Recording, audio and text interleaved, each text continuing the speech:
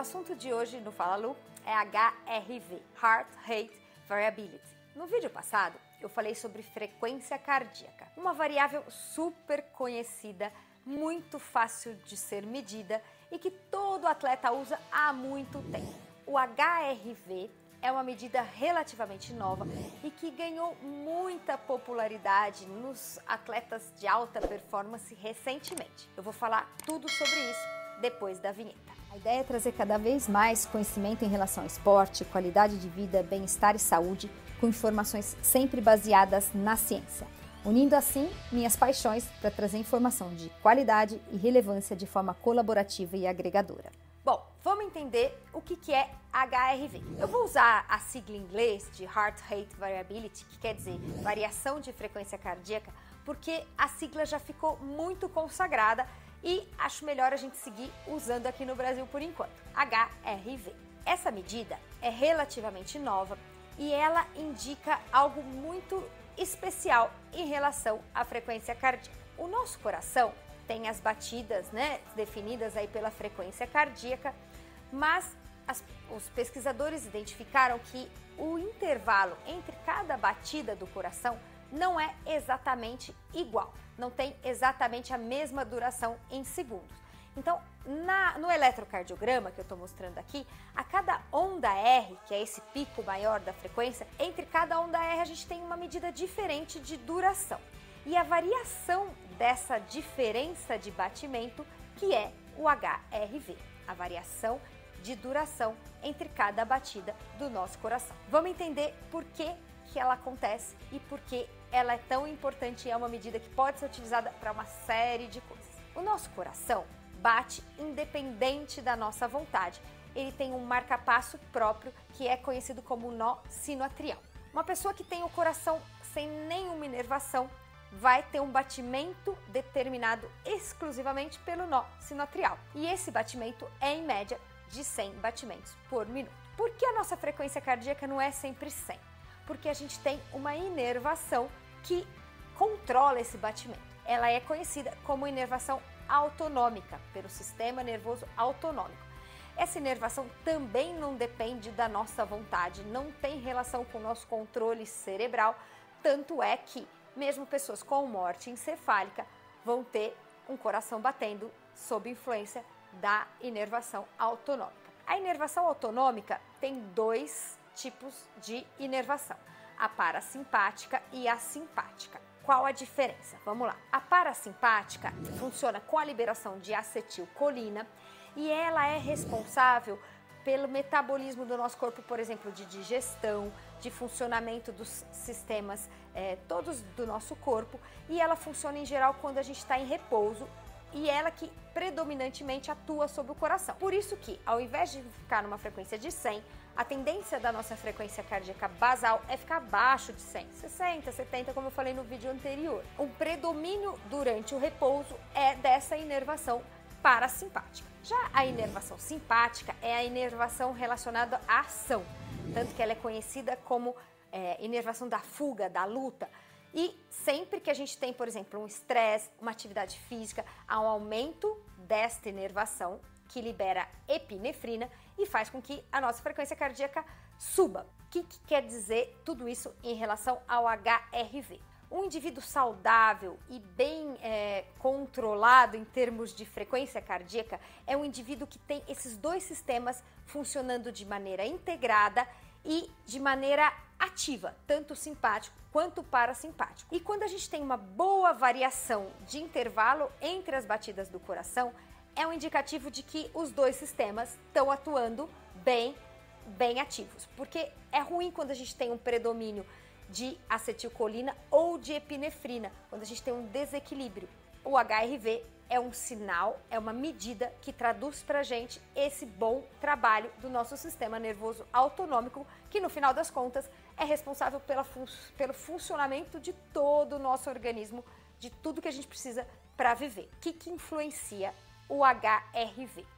Vamos falar de três fatores distintos que vão alterar ou não o HRV. Primeiro são os fatores relacionados ao treinamento, à atividade física. Então Então a gente sabe que pessoas que fazem atividade física, que treinam, que fazem esporte, têm uma tendência a ter um melhor HRV. Quando eu falo aqui melhor HRV, é um HRV mais alto.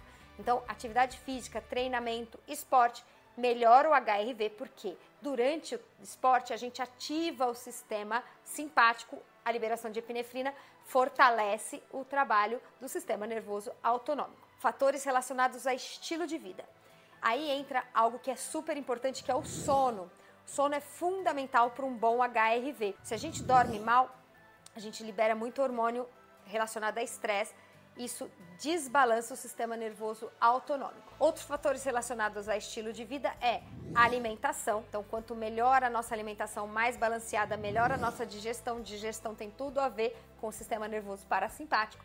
Melhorou o parasimpático, melhora o HRV. Além disso, hidratação. É fundamental que a gente esteja bem hidratado, porque a desidratação também é um fator estressante. E, além disso, uso de medicamentos, de substâncias exógenas que podem atrapalhar a frequência cardíaca. A gente sabe que pessoas que usam muito estimulante, muita cafeína, pode ter um desbalanço do sistema nervoso autonômico, piorar o HRV. E, por fim, tem questões biológicas que alteram o HRV. O primeiro deles é a idade, e a gente sabe que o envelhecimento leva a uma piora do HRV.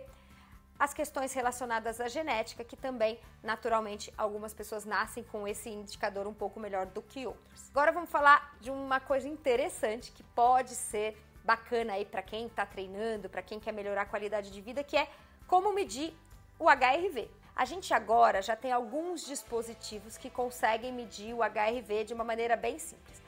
Eu vou colocar aqui nas nossas legendas alguns aplicativos que você pode baixar no seu celular, e aí você pode fazer a medida usando a própria câmera do seu celular, normalmente segurando a câmera por 1 minuto, e ele calcula essa diferença de batimento. Outros dispositivos de fita cardíaca, de monitor cardíaco, também fazem a medida do HRV, tanto da Garmin quanto da Polar, e atualmente até os relógios de esporte, os relógios com medida de frequência cardíaca também podem fazer essa medida, muitas vezes tendo que baixar um plugin. Vou colocar também aqui as sugestões na nossa legenda e você pode ter a sua medida de HRV. Além disso, já existem no mercado alguns dispositivos exclusivos para medida de HRV, tanto pulseira quanto anel, que ficam medindo ao longo do dia, ao longo da noite, o HRV. Uma coisa bem importante, a medida do HRV em termos individuais só faz sentido, primeiro, quando ela é feita alguns dias na sequência, com alguns cuidados. Tem que ser feito sempre com a pessoa em repouso. Como eu disse, para a frequência cardíaca basal, você tem que estar em repouso pelo menos algum tempo, com a frequência cardíaca bem tranquila, o mais baixo possível, a respiração tranquila, sem ter tomado nenhum estimulante, sem ter tomado café, para que essa medida reflita a realidade. Também não pode ser feito logo depois da atividade física, porque a atividade física vai alterar isso momentaneamente. Então, as mesmas dicas que eu falei no vídeo passado, a gente segue para o HRV com a diferença de que a gente precisa fazer medidas sequenciais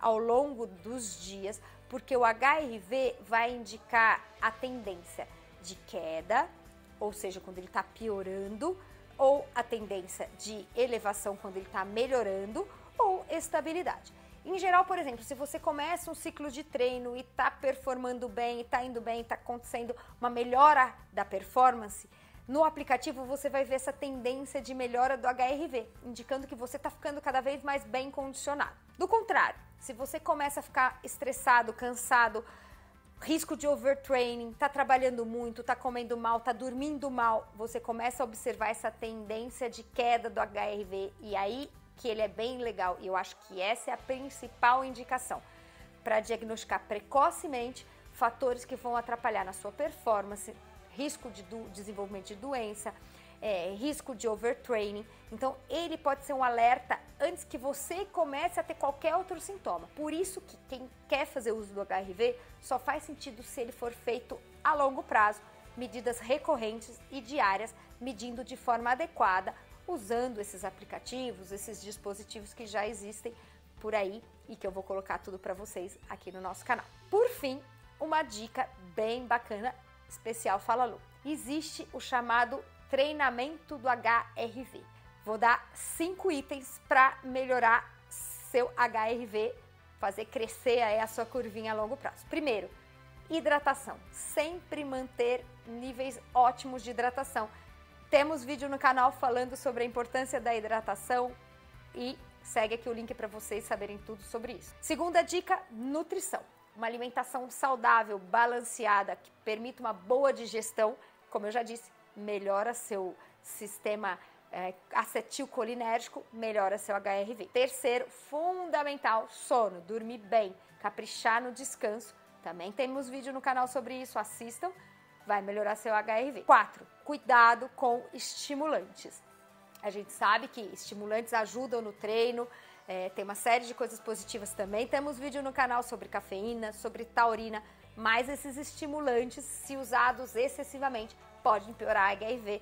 Muitas vezes, então, se você estiver tendo alteração do seu HRV e está tomando muito pré-treino, tenta fazer um teste tirando, diminuindo, porque pode ser a causa. E por fim, o mais importante, se eu tivesse que escolher um desses 5 itens de treinamento de HRV, eu escolheria certamente esse quinto, embora todos sejam importantes, que é a recuperação. A recuperação, obviamente, envolve sono, nutrição e hidratação, mas tem algumas coisas que já foram demonstradas em diversos artigos que melhoram e muito o trabalho do teu sistema autonômico.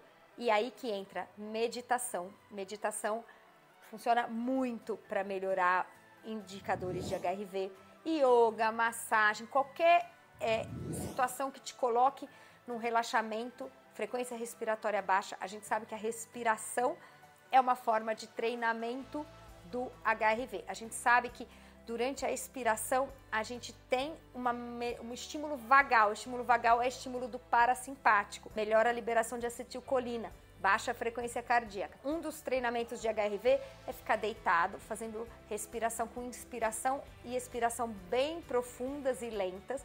Isso diminui sua frequência cardíaca, melhora seu HRV. Então, dicas super especiais de Fala Lu. Quero que vocês me contem aqui nos comentários quem já conhecia, quem não conhecia, quem vai experimentar e quem experimentar me conta o que está achando. Agradecendo sempre nossos patrocinadores, Jungle, Kikos Fit Trilo, Probiótica e Vero Coco.